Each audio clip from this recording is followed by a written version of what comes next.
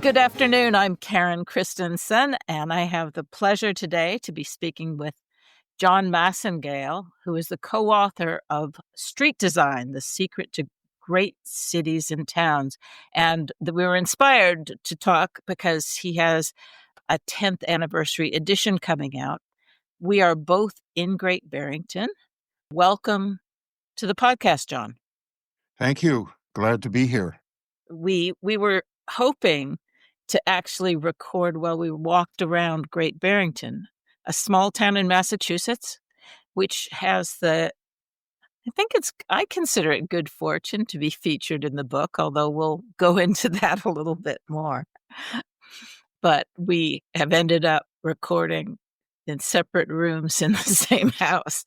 But I think this is going to work fine. We've been able to spend some time together during the morning, actually walking around town. But let's step back and, John, could you tell us a little bit about yourself and how, about the original book, and then I'd be really interested to hear how you ended up including Great Barrington in this, this is a massive tome, beautiful book. And I think the new edition's going to be way better even. So I'm really excited about that. So how did you start writing about street design and great streets, John? So I'm an architect and an urban designer, and I've been very involved in the Congress for New Urbanism since it started. Actually, before it started, I was the town architect of a place called Seaside, Florida in 1986, and that was the first new urban project done by my friends Andres Duaney and Elizabeth Plater-Zyberk. And so when we had the first Congress for New Urbanism, 6 years later, I was very much involved. I've been involved ever since. And we concentrate on making walkable, sustainable urbanism. And as the first line of the book says, the design of cities begins with the design of streets. And a lot of people don't get that, including a lot of architects who think they're urban designers, who do what I call big architecture, where they design all the buildings around the street before they design the street.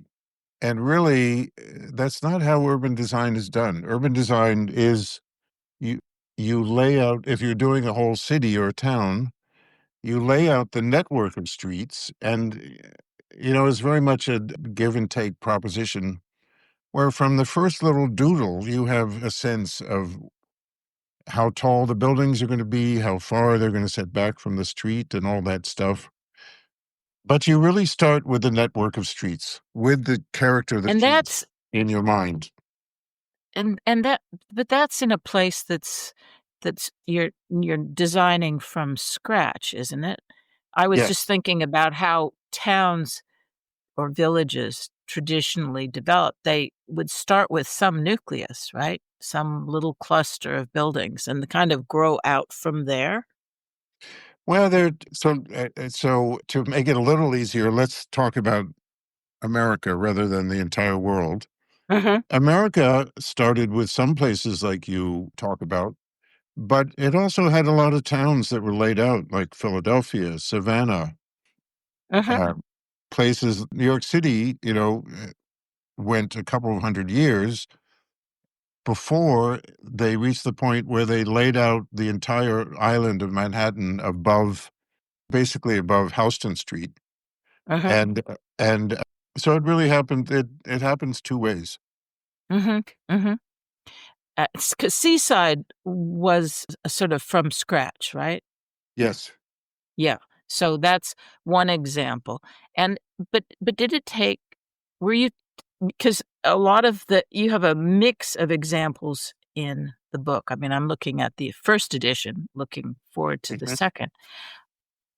And it's a mix of things. You have lots of traditional towns and city streets from all over the world, in fact. Yes.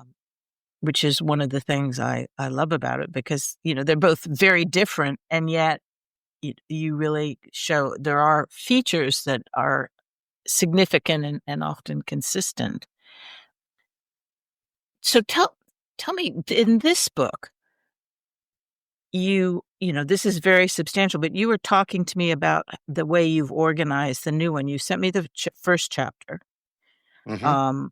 So you've got 5 chapters in the new one. Can you explain? Because I want to then dive into the case studies part. You said people won't look at the case studies as much, but I'm not sure that's true, Well, actually. it's not that they won't look at as much. A few of my fanatical friends will sit down and read this front to back, but Mhm. very few people will do that. It's gonna be a 700-page book now, Yeah. and Yeah. and it has 5 chapters. The first chapter is the introduction. I think a lot of people will read that front to back. The second chapter is quite long, and it's case studies of old streets, many of which, as we talk about, not only changed in the 20th century, but have changed since we wrote the book. Mhm. Because there is this movement now to move back from putting the car first everywhere. Yeah. And then the third chapter is about different bigger topics like retail planning and stone paving of streets and the streets of Savannah versus the streets of Charleston. Those are two of our most beautiful Oh, cities, uh-huh. and Uh-huh. and they're only 100 miles apart, but they're completely different. And uh, Charleston grew much more in the way you're talking about of the expansion. A developer would have a plot and he would extend the city. While Savannah, the entire city was laid out from the beginning by one man, and it's an absolutely brilliant grid. It's the most brilliant grid in the history of the world, probably, just Oh. because of its variety, the variety that it gets out of the grid, and the variety of experience it gives to people in Mhm. Savannah is really wonderful. You think of the grid as being boring, but Yeah. The Savannah grid is not boring at all. Oh, so that's gonna be a lot of fun. So that's the 3rd chapter. And the fourth chapter is both new streets and retrofitted streets. Uh-huh. And the fifth chapter is the conclusion. And we made it pretty personal this time. I wrote a section called My Manhattan, Mhm. and Yes, because 'cause you're a New Yorker. my co-author Victor Dover wrote a section called My Miami, because the experience there is so different. And I haven't owned a car for 14 years, even though I love cars. And Victor, living in Miami, of course, his family has to own multiple cars. Although when I say that, we do talk about people in Miami going car free, which obviously takes a lot of planning. Uh-huh. But some of his employees don't own a car, and they save $10,000 to $20,000 a year, and some of them have put it into real estate and own Mhm. apartment Mhm. buildings and things like that. And this partly came out of when we wrote the first edition. I lived on the Upper East Side of New York. And Victor and I went and looked at Riverside Drive, and it was sort of late, and it was a cloudy day, and we thought, well, we're not going to put it in. Uh, Uh-huh. since then, my wife and I moved to Riverside Drive, and I've discovered that it is actually absolutely one of the great streets of the world. And I hope a lot of people have that experience, but they think something's not so great, but if they get to know it, maybe it has charms and utilities that, are not obvious. well, I was yes, and yeah. and so I wrote a very, most of the case studies either Victor wrote or I wrote, but and then there's some case studies. But we never signed them. But this Riverside I signed because it's a very Mhm. personal essay and quite long, and because there's never been anything good written about Riverside Drive. Mhm. Mhm. It was designed by Frederick Law Olmsted, the great father of Yeah, American yeah. landscape architecture. And there are a lot of books about Olmsted, and no one has ever written about Riverside Drive. except that now there's a new popular book out, which is a good book by one of my neighbors, but it's not about urban design. And so in street design, I talk about a lot of things, including I essentially walk the street from beginning to end, Mhm, which is about 5 miles. mhm, Because one of the great things about Riverside Drive is that it constantly changes. It's such a mhm. brilliant design, and there's so many things he did in it, and he always adapted to the topography and the conditions. Mhm, And mhm. so I like to think this is going to be the great essay on Riverside Drive. And you have essays in the book by other people. I should tell our listeners that I was most impressed when I first saw John's book, the original edition, because it has a foreword by the then Prince of Wales, who is now the King, King Charles of England. Yes. So I think at least I don't know anyone who's has a book with a foreword by a king, and it's very appropriate. A lot of people don't know who haven't spent time in England that this actually makes tons of sense because Prince Charles has been known for his interest in architecture for decades. So he's certainly an appropriate person. This is not just tacking his name on, but it's still quite impressive. Well, the other part of my career was being a classical architect. I went to architecture school exactly at the time when architecture was changing and postmodernism was starting. And out of that grew genuine classical architects. And one of the fathers of this is a man named Leon Krier, wonderful man who died just a month ago. And he's a good friend. He's married to a good friend of mine, and he designed a new town for Charles called Poundbury. Hmm. And then a lot of my friends worked for something called the Prince's Foundation, which was his architecture foundation. And he used to have many foundations, and the only one that made it through becoming king was the Prince's Foundation for the Built Environment, which is now called the King's Foundation. And Hmm. it's just one of his great interests. And Poundbury Yeah, is a wonderful place. yeah. Yeah. So that it does make sense, and you have plenty of examples from the UK as well as the US, other places in Europe. Have you expanded the examples, the case studies in this new book? Yes. I mean, obviously the Riverside Drive, but in other ways. Yes. Victor and I haven't counted them, but Victor and I each wrote 5 to 10 new ones, Uh-huh. including Victor has one of the most successful new urban practices, and we put several of their streets in, and I put some streets in, including some I designed, Uh-huh. and then we got some more guest authors.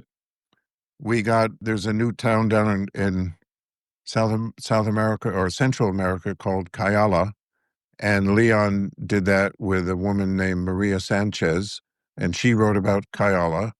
Uh-huh. And Robin Williams down in Savannah wrote about historic pavements, which turned out to be a really interesting topic. Uh-huh. Uh-huh. And Witold Rybczynski wrote about this very interesting project in Savannah. And Carlos, so Moreno. Yeah, here's a Carlos Moreno wrote a yes, forward. Is Carlos. that right? He wrote the new forward, and Uh-huh. Elizabeth Plater Zyberk wrote the new afterword. And so we have a bunch of new stuff. Quite a roster of I have to say, when you sent me the list of names, my eyes got wide, There's because those actually are I can yeah, when we're done, I can give you the link. There's a link, we have a website, of course, yeah. and there's a link of all the contributing that lists all the contributing authors. Yeah, we will have when this goes out, there will be show notes, and we can put in a link to the book I know there's a special discount price before publication. We'll make sure to alert people to that and to other information about the book. I actually did a podcast with Carlos Moreno about Paris and the 15-minute city just before the Paris Olympics. So we'll put a link to that in as well. It was nice to Great. see his name because that was, I think what they're doing there, what he and the mayor are doing is really very, very interesting. Yes. And significant in terms of climate, although here in the States, we may not see a lot of modeling after that just at the moment. One thing we talk about in the conclusion is that so we went to Victor and I made a couple of trips to Europe when we were writing the first edition. And of course, there were a couple of places like Amsterdam and Copenhagen, which were very advanced in terms of reducing the car and building up the bicycle, but they do it in very different ways. Mhm, But we also were struck by for example, we went to Paris and we went to some of our favorite streets in Paris, and they were auto sewers.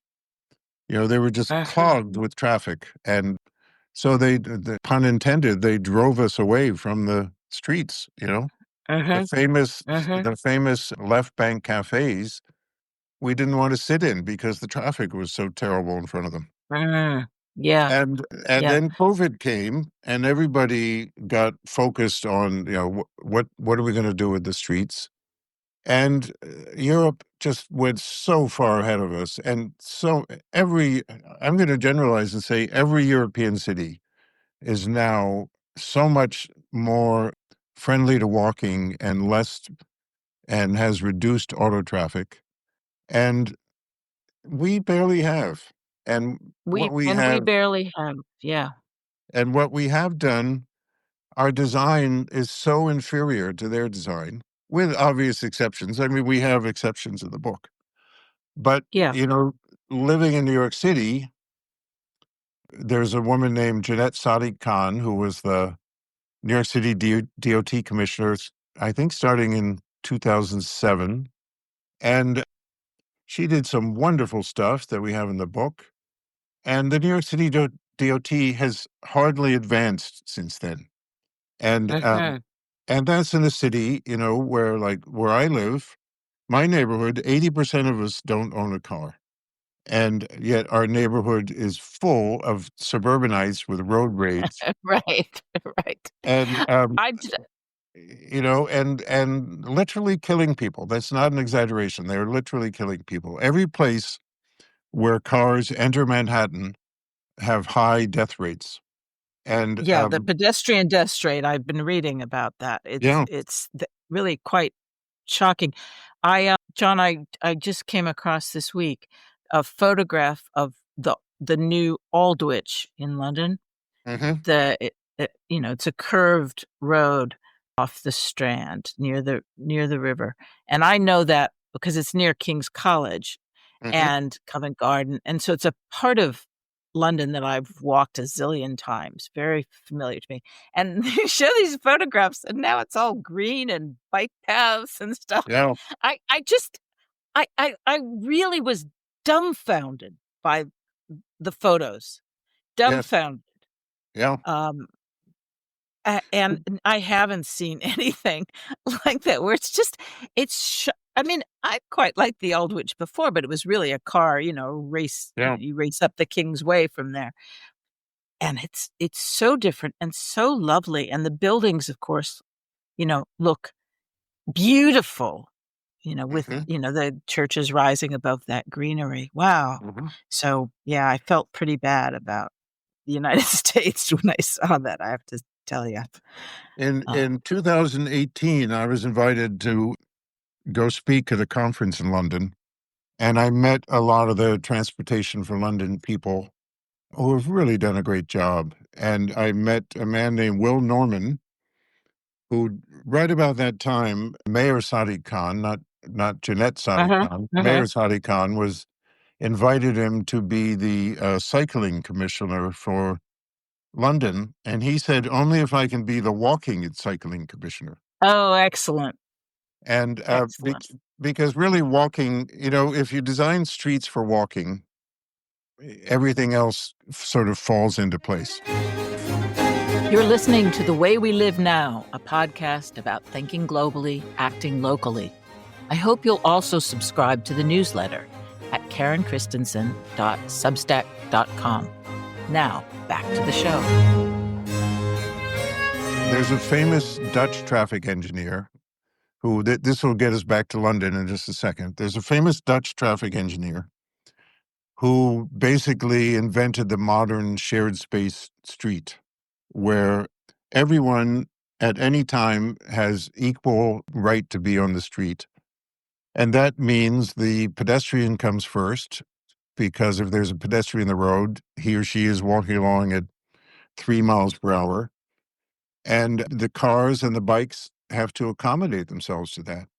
Uh-huh. And the way that they've done this is they've removed all the old detritus that the traffic engineers invented of the crosswalk and the traffic light and the yield sign and the big painted arrows and all that stuff. And Mondrian famously said, the problem with traffic engineers is when there's a problem, they want to add something. And he said, I think it's best to take things away.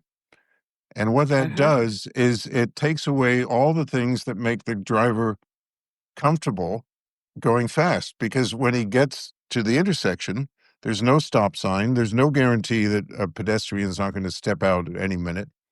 So he has to go slowly. He has to see what's happening in the intersection, and he has to accommodate that. And in London now, there's so many intersections where they've adopted this, where we have some pictures in the book of where they've taken everything away at the intersection, except maybe one little cross line to which. In London? Yes. The land of zebra crossings? Yeah, of course Whoa. there are places, you have to have a hierarchy of these things, and there are still Yes. places Yes. where zebra crossings are appropriate. But, one nice thing is the British really respect the zebra crossing. Oh, And absolutely. Absolutely. No. Yeah. Yep. and so any driver coming up to one is on the alert, and that's how you get safe streets. Absolutely on the alert. Yeah. But other streets, like we have a picture of a street in Mayfair where there's one little line that goes across the street, and that shows you that the street you're coming up to has priority. But there's no stop sign, there's no stop light, there's no yield sign, there's no arrow. That's it. And what we know now is that this means that the streets are much safer because the drivers are going slowly. Okay. This takes us from London to Great Barrington, a town Okay. with a year-round population of 6,600, so rather different from Greater London. But this morning, we were on Main Street and discussing and looking at the street, and John was giving pretty much the same speech, but not in such a positive way. 2012 is when I first came, or soon after, I first came across John because he was writing about a project to redo the beautiful downtown, very short Main Street of Great Barrington. And he was quite critical of what the Massachusetts Department of Transportation and the town government was planning. And now it's, 13 years later, the project has been done probably for 10 years. So we were doing a little retrospective, a little inspection. So let's talk about that street furniture and what you observed today. And then we must talk about the trees, because trees, even leafing through the first edition of your book, I notice how important trees are. So let's street size, street width, street furniture, and then we'll go on to trees. How about that? So let me say something nice about Great Barrington, which is why it's in the book. And don't forget that there are two Great Barrington streets in the book, and a plan of Great Barrington that we drew. And Railroad Street is as good as it ever was, Mhm. and it's a very good street. But I was living in New York City. One of the reasons I like New York City is it's easy to get to New England. And one of the easiest places to get to without getting on a highway is the Berkshires. And so I ended up in 2011, I rented a room in downtown Great Barrington for the summer and worked on the book. And I chose it because it was my favorite street in the Berkshires. And I Mhm. discovered that National Geographic had called it the most beautiful main street in America. Mhm. And I wrote very nice things about Great Barrington. And then around the time the book came out, maybe before it came out, but around the time it came out, Great Barrington announced plans to redo Main Street. And one thing they did, let's see, let's put this in the proper order. Main Street in Great Barrington is quite a wide street. And we talk in the book about the proportions of that make a street feel like a space, like an enclosed space, like an outdoor room, which is very important. And when they get too wide, you lose that enclosure. Mhm. And it turned out that everybody could see when they cut down, we'll get back to this, but the Mhm. DOT cut down the trees. And it turned out the street was too wide. Mhm. And they put in these pathetic little trees. They had all sorts of theories of why they couldn't put in good street trees and why they had to use a mix of trees. And even the Department of Public Works director wanted little trees so he could use a machine to get up to the top floor of, which I have to say is the third or fourth floor of It's the buildings are very low, and yeah, I noticed that in the book that you pointed out that, of course, with these low trees, that signs on the retail stores on the ground floor are blocked, where if you had right. taller arching trees, as we had before, they would shade the people in the apartments upstairs and enable people to see the signs in the storefronts. That's So right. it's just in practical terms, it's really stupid. But normal in America. Yeah, yeah, Um, but quite easy. I will be including when we publish this, we had photographs taken by one of our neighbors, a photographer. So we will be able to show you. You will be able to see what the what we're talking about. What I'm saying is so stupid, thanks to John's enlightening me in the book, or making me observe it, hadn't thought about it and until you talked I about it. I can give you the PDF of Great Barrington from the first edition. Right. Okay, I'll have good. to talk Because to Victor about whether or not we want to give the PDF from the second edition, Mhm. but maybe we'll do that. Yeah, and The width was established a long time ago. I mean, probably at least yes. a couple 100 years. So what makes the width not work now? It's the scale? So how they chose the width when it was laid out, I don't know. But we do have historic photos of Great Barrington with beautiful, beautiful old street trees that fill the space that create canopy over the street much better than the trees that were cut down actually, which were those were originally planted by the DOT. Yeah. You know, how the width was chosen, I don't know, but Great Barrington decided a long time ago we're going to fill this space up with trees. Yeah. And it's really a quite a short main street. It's only a few blocks that, have facing buildings that are roughly the same height. And then there's at either end very, very large churches. I mean, as a whole arrangement for a downtown, it's actually, sort of the downtown stretch is bookend by these two or three very large churches. Actually, there's Right. 4 big churches. So But it's for yeah. your readers who don't know, or listeners who don't know, it's also Route 7, which is a historic road that stretches from Long Island Sound to Canada. Yes, And that's so true. and so Yeah. there's a lot Yep. of traffic that goes through that's only going through. Yes. So it's been a main route for a long time. Yeah. But yes, if you look at the old picture that you found with presumably elm trees, I mean, it's absolutely lovely. And certainly what we saw this morning was quite comical, real. I mean, I have to live here.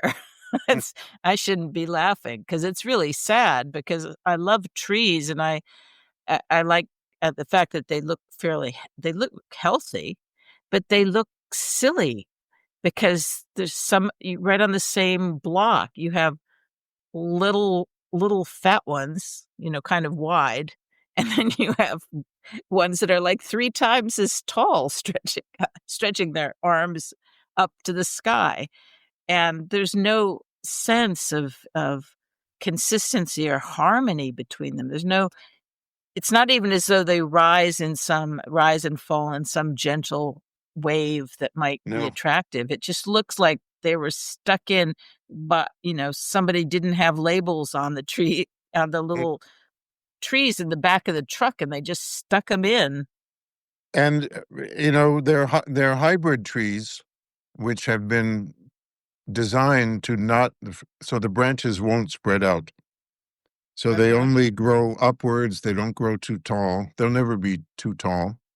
And the ideal is that these people driving through on Route 7, they arrive at Great Barrington, the street forces them to slow down. They look around, they see Rubiners, and they say, "Oh, what a wonderful place, let's stop." Yes, And yes. it's instead we have the opposite of these big wide traffic lanes saying, go, go, go. And it's not the And way a town should be. we don't have trees that will provide the shade that obviously would be welcome. And to help clean the air. Today, we have the annual smoke from the Canadian wildfires. It would be nice to having more trees, I'm sure would be helpful downtown. But the shade and the beauty that they offered, the kind of pear tree that Yeah, was cut down was quite beautiful in bloom, but it yeah, also got rosy red in the fall, and it was quite airy and sort of loose looking. And when it was in midsummer, and it was a very pleasant dappled shade. Those were really nice. yeah. So so the street when the work was done, it was I think one of the reasons that was given is that there were drainage issues. So things were torn up and reconstructed. The whole new, lots of new, big kind of. I don't know. They're not freeway lights, but big main Yeah. road lights rather than small town lighting. But the we were talking about the landscaping along the street, these and the curbs. Can you talk about that because that's really relevant to the making a street attractive and a comfortable place to spend time and hang out and wander. So the old trees, I mean, we're only talking about trees, but they really did this. They made the street into a welcoming, comfortable space. And as we were talking about this morning, people used to hang out on the street much more than they do now. Yeah. And as soon as they cut the trees down, that stopped, which isn't surprising, but it never came back again. And there was a real opportunity lost because they did dig up the street. And when you dig up the street, that's when you can change the width of the traffic lanes, the width of the sidewalk, where you plant trees, all of that stuff. And the Great Barrington could have had a whole new Main Street, but instead they basically rebuilt what was there before, only worse, and without the trees. And I say worse because they have all these really ugly, you know, Fred Kent, who runs a project for public spaces, says streetscape is a dirty word. And what he means is that you get these specialists hired by the DOT who do nothing but streetscape, and they want to make, their specialty special. And they just built all these ugly little things, and the old, simple Main Street was so much more beautiful. And we know this is as close to a fact as you can get. We know that people walk in beautiful places, and if there's an ugly place, they avoid it. That's just a fact. Uh-huh. It's not just aesthetics, it's just a fact. And even the Danish street designer Jan Gehl, who's done a lot of studies, has shown that people will stop on a sidewalk and stand in front of a beautiful storefront, even with their backs to it, and stand there talking. And they will not stand in front of an ugly, concrete wall with no windows. Uh-huh. Uh-huh. And the engineering just brought too much ugliness to Main Street. Yeah, and even they put in benches. There's some idea that if you stick a bench of any sort, I think they may have turned it around, but they had benches sitting perched on the edge of the sidewalk looking out at the traffic, Right. which was just like the weirdest one of the weirdest things I've ever seen. But the thing is that the benches themselves are ugly. They're this hard metal. They're sort of cheap, not comfortable and not attractive. And a lot of the stuff that's built along, everything is very square and very utilitarian looking. The curbs and the surrounds for the little landscaping things, the plants are utilitarian, just sort of plunked in, and the recycling and trash bins are ugly and getting rusty. What you really want, what's important is the harmony of the space between the buildings. You want a comfortable space, comfortable, harmonious space between the buildings. That's what makes good public space. Uh-huh. And national retailers are very smart at design because they do studies where they can show you if they change this light bulb, sales go up 22 cents per square foot. Yep. And if they put a tasteful sign over the store, sales go up. And the national retailers are emphatic that they don't want a fancy streetscape. Uh-huh. They don't want you to be looking at the garbage can. They want you to be looking at their storefront Uh-huh. and at the harmony of the street. And, these streetscape specialists have no concept of that. And for example, a simple concrete sidewalk is preferable to the new streetscape that you see all over New England, Uh-huh. which is a concrete band and then a band of pressed concrete fake bricks.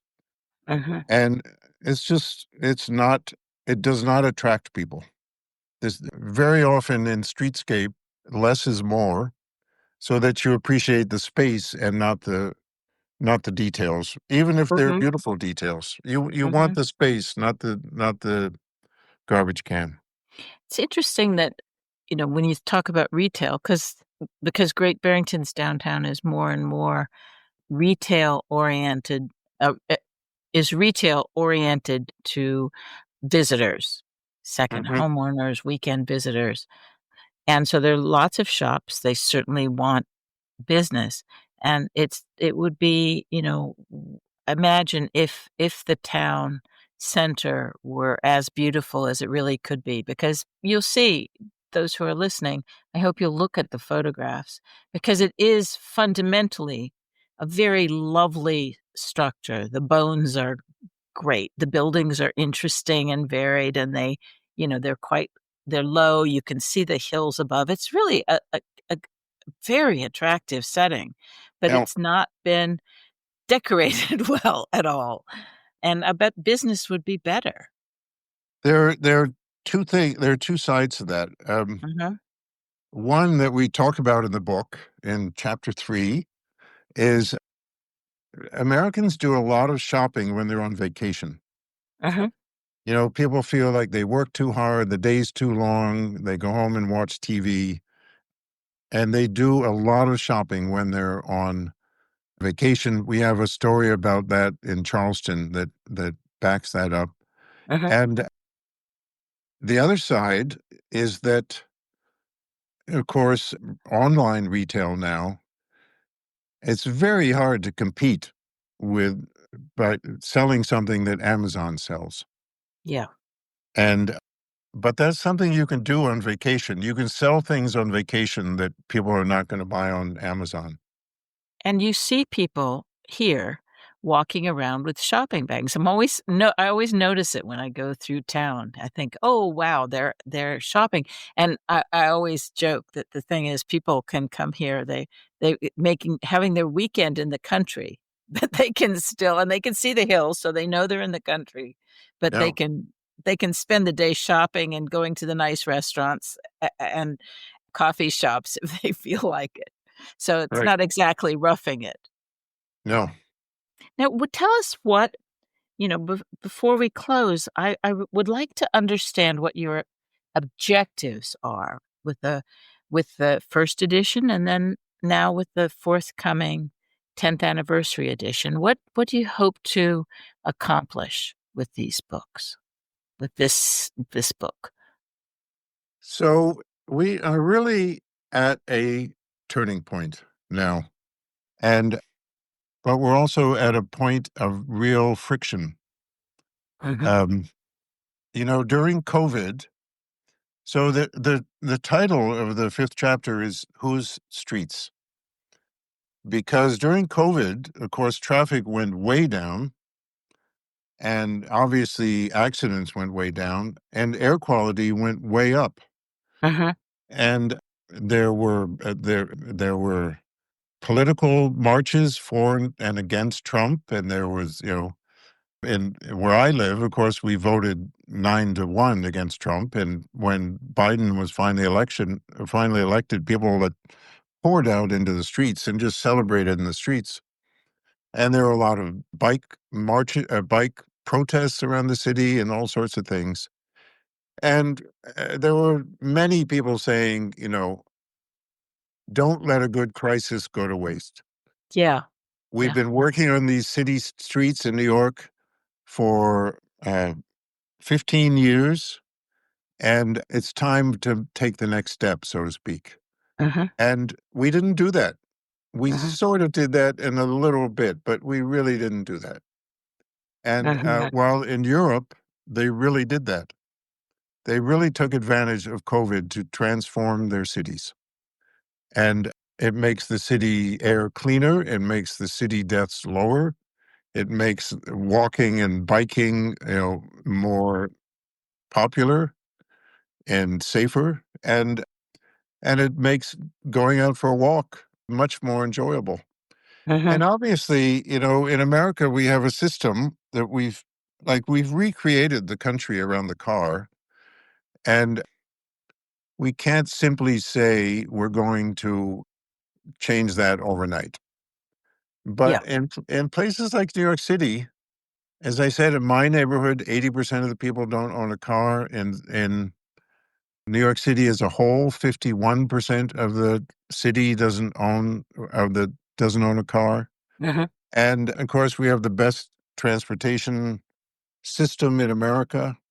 Um, mhm, and it's very easy to live in New York without a car and cheaper.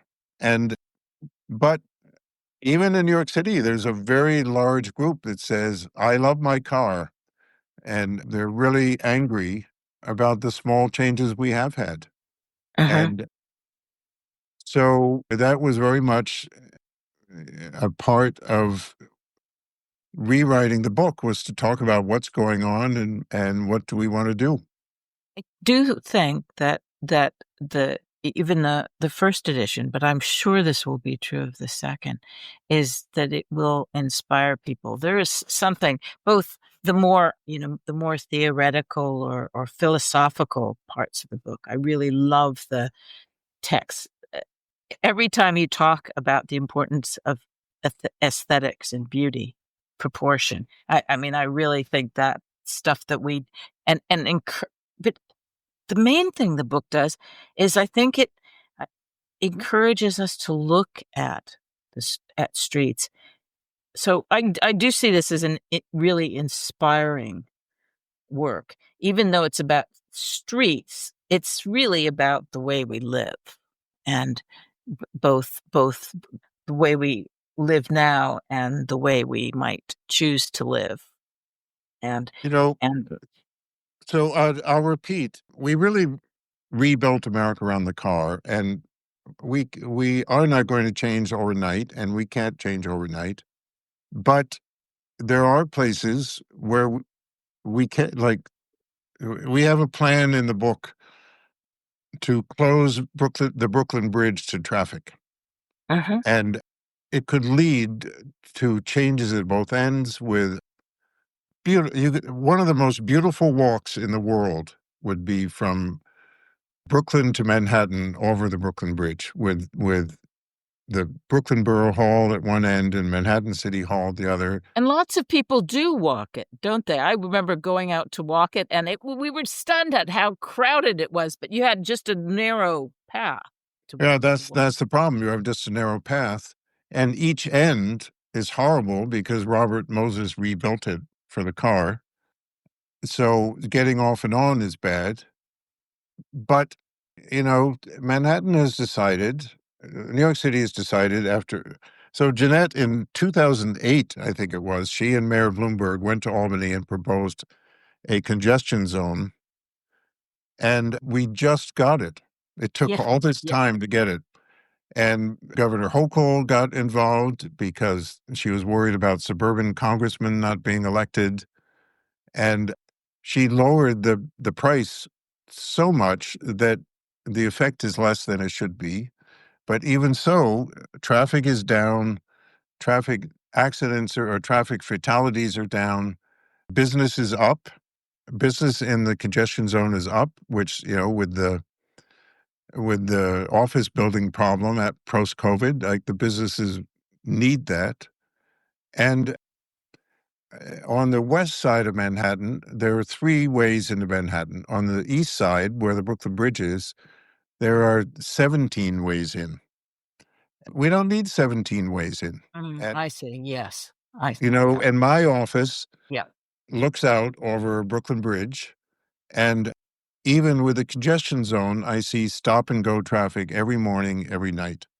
yeah, And, yeah, yeah. it really, maybe we can put this part on the website too. Of It really would be one of the great urban experiences of the world. Of The Brooklyn Bridge is such an iconic structure, and being out on it is Ken wonderful. Burns' first film was the Brooklyn Bridge story. Yeah. Yeah, And, if you could be out on it with no cars, yeah, the plan we did was the south side of the bridge would be people only, and the north side would be anybody on wheels, because a lot of Brooklynites like to commute to New York to Manhattan by bicycle, yes. and it would All just right. be. It'd We be want Brooklyn Bridge for pedestrians and cyclists, and we want Great Barrington Main Street to be restored to its former glory, or even to something better.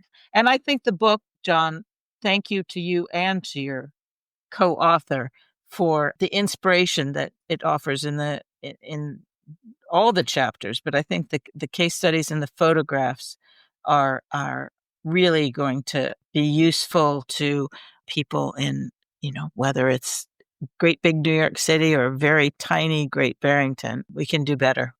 Thank you very much. Thank you. Thanks. Okay, I'll see you later. Bye, John. Okay. Thanks for joining me at The Way We Live Now. where we roam the world for ideas and inspiration. Please leave a comment and subscribe to the newsletter at KarenChristensen.substack.com.